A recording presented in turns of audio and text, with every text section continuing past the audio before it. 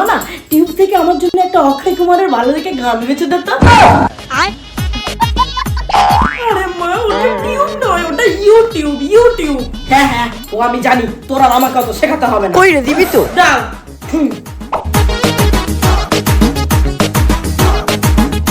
দেখো মা, তোমার এখানে কিছু লিখে সার্চ করার দরকার নেই, ঠিক আছে? এই যে মাইকটা আছে, তুমি এই মাইকটাই ক্লিক করবে।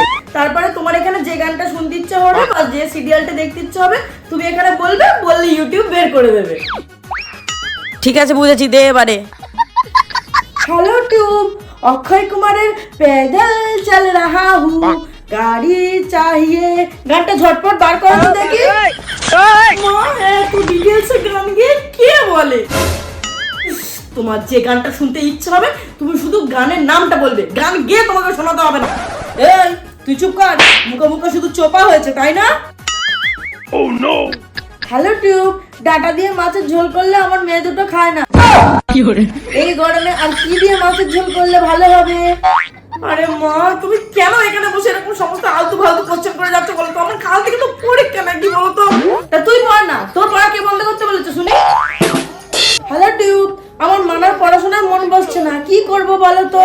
মা মা মা কি রাতে তুমি এরকম উল্টো পাল্টা বলো তো? যাও না প্লিজ, যাও এখান থেকে, আমাকে পড়তে দাও ভালো করে।